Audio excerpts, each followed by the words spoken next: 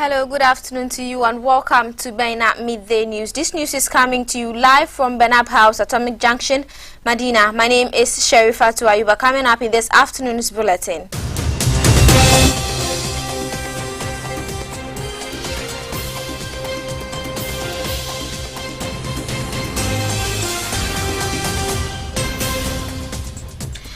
Voting underway in Akwetia as voters elect new member of parliament following the demise of Ernest Kumi. We have further details of the by-election, including the arrest of an individual over poster tampering.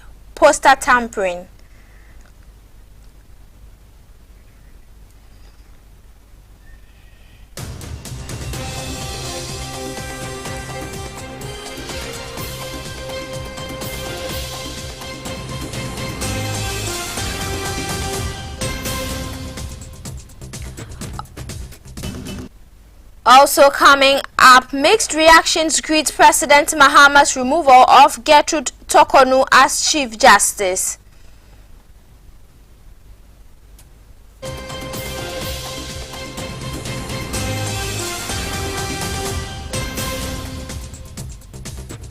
And on the international front, Afghanistan earthquake that toll hits 900 as rescue efforts continue.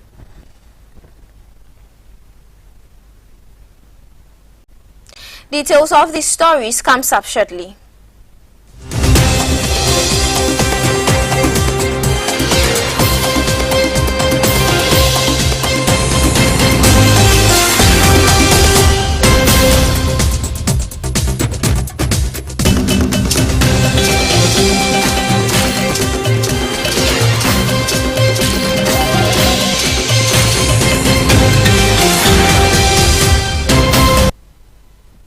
Thank you for staying with us. Remember, we are streaming live on Facebook and on YouTube at Bainat TV. Now the news in details.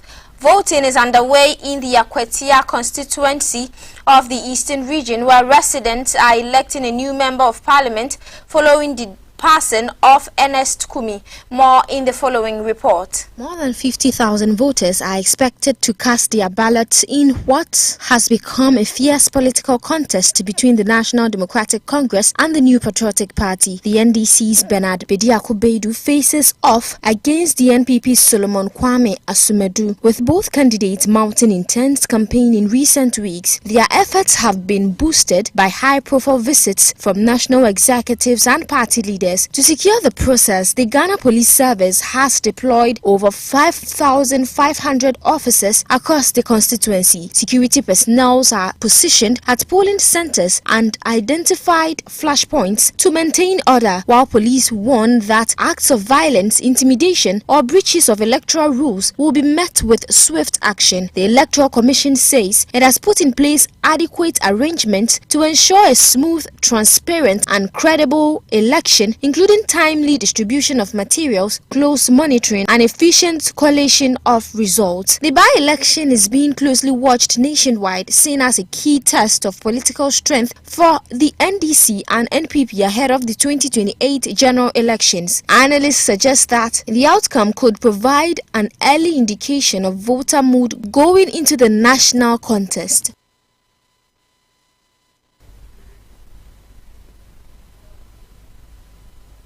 In a related story, police in Akwetia have arrested a man accused of tearing down a candidate's poster at a polling station as voting got underway in today's by-election. Following the arrest, security officers quickly restored calm, ensuring that the exercise proceeded without interruption. Authorities have cautioned that any attempt to disrupt the polls, whether through intimidation, vandalism, or violence, will be met with firm sanctions. The by-election triggered by the passing of Ernest Kumi, the Member of Parliament for Akwetia, has drawn intense interest as constituents head to the poll to choose a new representative. More than 50,000 registered voters are expected to cast their ballots in a keen contest between Bernard Bediako Baidu of the National Democratic Congress and Solomon Kwame Asumedu of the New Patriotic Party. Both sides have mounted vigorous campaigns in the recent weeks, backed by top party executives and national figures. figures who told the constituency to mobilize support. To secure the polls, the Ghana Police Service has deployed over 5,500 officers, while the Electoral Commission has assured citizens of a credible and transparent process. Residents have meanwhile been urged to turn out peacefully and comply with electoral regulations. Away from that, reactions have been mixed since the removal of Chief Gertrude Torkornoo as Ghana's Chief Justice. Yesterday, President Mahama, acting on the recommendations of the committee tasked with investigating the various petitions brought against her, proceeded to remove her from office pursuant to Article 146 of 9 of the Constitution. Chief Justice Torkornoo, appointed in June 2023, was suspended earlier this year amid petitions citing misconduct. A constitutionally mandated committee under Article 146 subsequently found grounds of proper misbehavior and submitted its report to the President. Ladies and gentlemen, Mr. President, in March this year, you received 3 petitions pursuant to Article 146 of the Constitution 1992 for the removal of Chief Justice Gertrude Asaba Araba Sakitokon, and the public was made aware of these facts. Subsequent processes dictated by the Constitution and the decisions of our Supreme Court were gone through, culminating in the establishment of our committee under Article 146, Clause 6 of the Constitution. The nation was further duly informed. When we commenced our work on the 15th of May 2025, the Minister of State for Government Communications was briefed and notified the public about it. There has been considerable interest in our work, shown through comments and opinions by Ghanaians and international observers as well. However, the committee restrained itself all along from reacting, even when blatant false statements were made about members of the committee and our work. To the committee, our mandate and remit is set out under Article 146, Clauses 7 and 8 of the Constitution. It's clear, and it is to inquire into the petitions in camera, hear the person against whom the petitions have been brought in her defense by herself or by her lawyer or other aspect of the case, and then make a recommendation to you, Mr. President. Under Article 146, Clause 9, President Mahama executed her removal, marking a historic first under Ghana's Fourth Republic. Minister in charge of Government Communications, Felix Kwakye Ofosu, explained why. It has nothing to do with resetting the judiciary. Resetting the judiciary simply means that we demand that fairness and balance prevails in the way that the judiciary does it. That's all it's about. The president cannot go and physically purport to be resetting the judiciary by removing judges. This is a issue for the rule of law. You see, the fundamental principle of the rule of law, the reason why rule of law must be adhered to, is that all of us are equal before the law. Else, if you violate Ghanaian law, if my good friend, the former Deputy Attorney General, violates Ghanaian law, if I violate Ghanaian law, irrespective of our standing in society, we must be dealt with according to the dictates of the law. The move has since drawn sharply contrasting viewpoints from legal figures and commentators. Former Attorney General Ayukwe Otu denounced the case against her as fundamentally flawed. He argued she was punished simply for following internal procedures, specifically a travel entitlement policy. According to him, Justice Gertrude Torkornoo had applied for vacation leave per her policy, which includes provisions allowing a Chief Justice to travel with a companion of her choosing, a detail the committee allegedly ignored, despite being presented with a policy documentation. He lamented that the committee even included former Attorney General Daniel Yao Domelevo, and yet still accused her of misappropriation without identifying any specific wrongdoing. On the other hand, former director of the Ghana School of Law, Kweku Ansah Asare, framed the dismissal as a testament to constitutional integrity. He maintained that President Mahama acted within his legal authority and that every step of the process adhered to the applicable constitutional framework. According to Ansah Asare, rather than lamenting the outcome, Ghanaians should take pride. Former Attorney General Ayukwe Otu emphasized that Torkornoo's action requesting travel entitlement in accordance with policy weren't self-initiated at all but handled administratively and should not constitute grounds for her dismissal. Meanwhile, Kweku Ansah stressed that he saw nothing unconstitutional in the president's action and called for calm, suggesting that the dismissal reflects a functioning democracy, not interference or political overreach. University of Ghana lecturer Dr. Joshua Zato, who has also waded into the conversation, however, described the removal of the Chief Justice as not surprising. According to him, it remains the biggest achievement of the Mahama administration so far. And this note, we go for a quick break. We'll be back with business and more.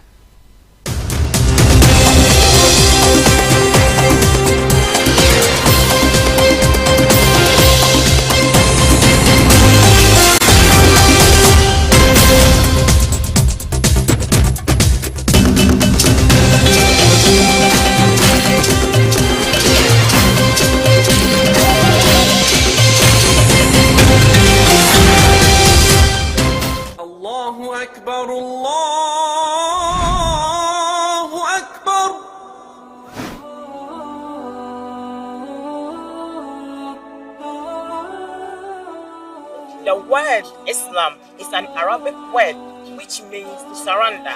As a Muslim, you surrender yourself to the Almighty Allah, your Creator. To do that, we need to understand the concept of Islam. Bayyinah TV comes your way with the most educative and informative Islamic program, Understanding Islam. On this show, we answer all the questions regarding Islam, the do's and the don'ts of the Sharia, and many others.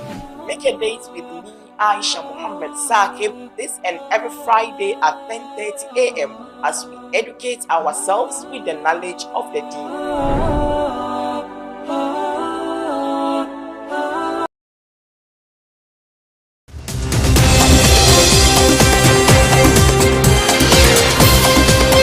Our production begins.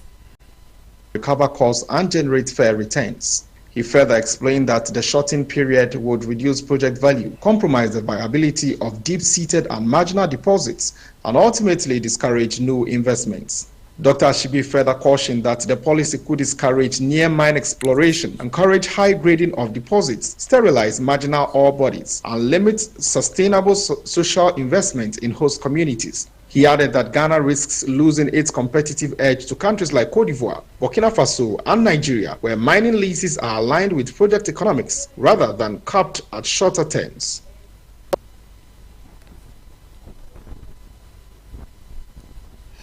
On the international front, as the search for survivors continues in Afghanistan following Sunday's devastating earthquake, communities are tending to the injured while mourning the dead. Rescue efforts have been slowed by adverse weather, making it difficult for teams to reach remote mountainous villages affected by the 6.0 magnitude quake.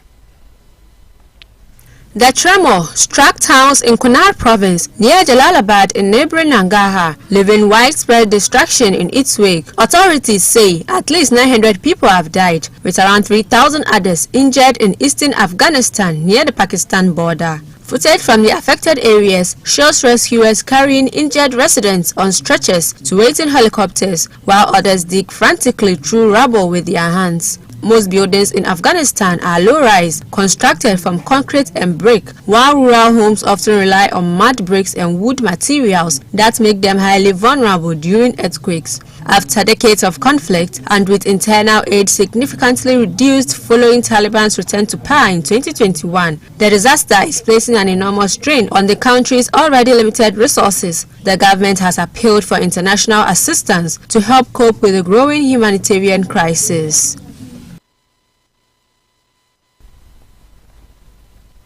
And in sports, former Black Stars captain Stephen Appiah has affirmed that Ghana's national men's football team is ready for their upcoming 2026 FIFA World Cup qualifying matches against Chad and Mali.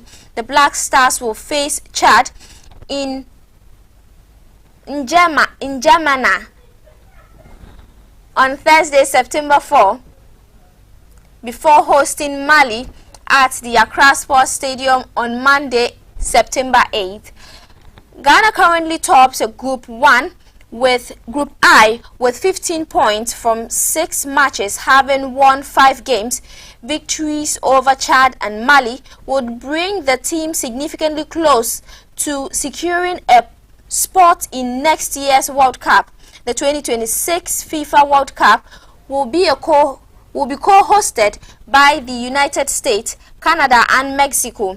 Appiah expressed confidence in the team's preparedness after observing their first training session on Monday, September 1. This message was edited.